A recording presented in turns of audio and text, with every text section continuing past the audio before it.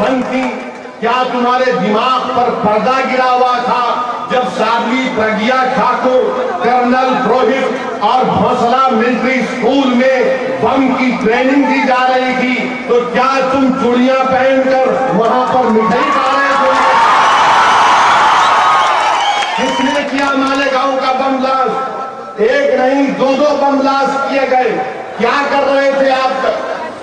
उस वक्त नहीं तुमको दिमाग में आया कि इसी अखबार में इस खबर को छपा देते कि नहीं, ये अभिनव भारत के लोग हैं, ये साध्वी प्रज्ञा ठाकुर है, कर्नल पुरोहित है। मगर नहीं, आपको जब ख्याल तो नहीं आया और आज आप हम पर इल्जाम लगा रहे हैं। मैं चैलेंज कर रहा हूं, तुम नाम डालो हमारा अखबार में, मैं तुमको हिंदुस्तान के तमाम रियासतों की कोर्ट में क्रिमिनल डिफॉर्मेशन का केस डालकर तुमको जिंदगी भर कोर्ट के चक्कर लगाऊंगा। मजलिस और खौफ एक जगह जमा नहीं हो सकते। मजलिस और खौफ एक जगह जमा नहीं हो सकते। या हम जिंदा रहेंगे या खौफ जिंदा रहेगा। मगर नहीं, आप हमारे खिलाफ अखबार में खबर छाप दिए। अरे हम तो हर दहशतगर्दी की मजम्मत करते आए। पार्लियामेंट में बहस हुई 26/11 के बारे में।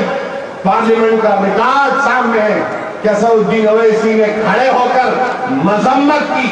न सिर्फ मजम्मत की बल्कि कहा कि पड़ोस मुल्क से जो घुसपैठी आए हैं उनके खिलाफ सख्त एक्शन लेना चाहिए। बल्कि आज भी कह रहा हूं कि अजमल कसब पर सुप्रीम कोर्ट ने फैसला दे दिया, आप फांसी दे दो उसको। हिंदुस्तान का हर मुसलमान का मुतालबा ये है। मगर हम पर इल्जाम लगाना, हम पर शक करना, ये कौन सा इंसाफ है? तुम खाती को पकड़ नहीं सकोगे। मजलिस इत्तेहादुल मुस्लिमीन नौजवानों को पार्लिमानी जमहूरियत में अटूट भरोसा दिला रही है कि लड़ो जमहूरियत में हिस्सा लो, इलेक्शन में हिस्सा लो, अपने मसाइल की तर्जुमानी करो, अपने मसाइल के लिए लड़ो, अपने घर के सामने रोड के लिए लड़ो, अपने महल्ले के स्कूल के लिए लड़ो, अपनी नौकरी के लिए आवाज उठाओ। तुम कब तक बेरोजगार रहोगे? मुझे लगता है कि ये महाराष्ट्र की इंटेलिजेंस नहीं है, बल्कि आरएसएस की खाकी चड्डी पहने हुए ये तमाम के तमाम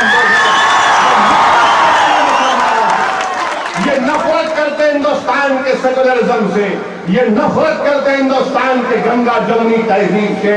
ये चाहते हैं कि मुसलमानों को बदनाम किया जाए और उसके बाद नौजवानों को जेलों में डालकर उनकी जिंदगी खराब कर दिया जाए।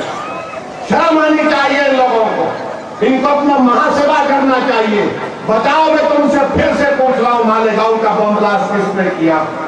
क्या आज जिन लोगों ने जिन बच्चों को गिरफ्तार किया, अगर वो दहशतगर्दी में मुलविस हैं, उनको सख्त सजा दीजिए। और अगर कल कोर्ट इनको बेगुनाह साबित करती है तो मैं यहां से खड़े होकर महाराष्ट्र के चीफ मिनिस्टर, महाराष्ट्र के होम मिनिस्टर से मुतालबा कर रहा हूं कि जिन पुलिस के ऑफिसरों ने इन बच्चों को गिरफ्तार किया, 2-3 साल के बाद अगर ये बच्चे बेगुनाह साबित होते हैं तो नांदेड़ के चौरस्ते पे लाकर इनकी मर्जी को नंगा कर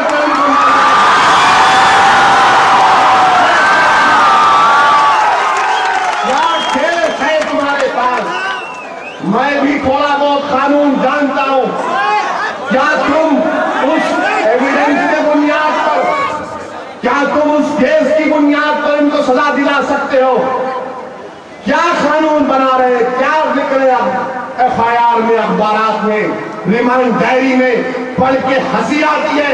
अरे तुम लोगों को तो ये चाहिए था कि तुम बंबई को जाते, वहां पर बॉलीवुड इंडस्ट्री में स्क्रिप्ट राइटर बन जाते, तो तुम्हारी लिखी हुई स्क्रिप्ट की अगर पिक्चर बनती तो उसकी सिल्वर जुबली हो जाती।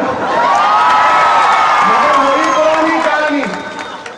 हाँ, अगर कोई है वाकई में, सजा दीजिए। आप कौन सजा नहीं देना चाहता? आप क्यों समझते हैं कि हम इस मुल्क के वफादार नहीं हैं? किसने आपको हक दिया? ये किसने आपको हक दिया कि हिंदुस्तान के मुसलमानों पर शक करें? किसने आपको हक दिया कि मजलिस इत्तेहादुल मुस्लिमीन पर इस तरह का बयान अखबार में छापा जाए?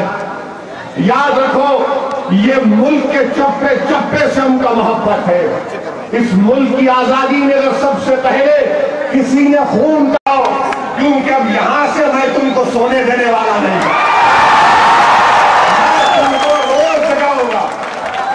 अब तो शुरुआत है, और है कि आगे आगे इंशाअल्लाह ताला क्या होता है।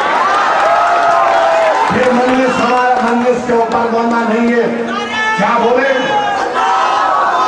आपके साहब, ये बोले कि मजलिस का लोगों को थालियां मिलेंगी मगर वोट नहीं मिलेगा। नहीं साहब,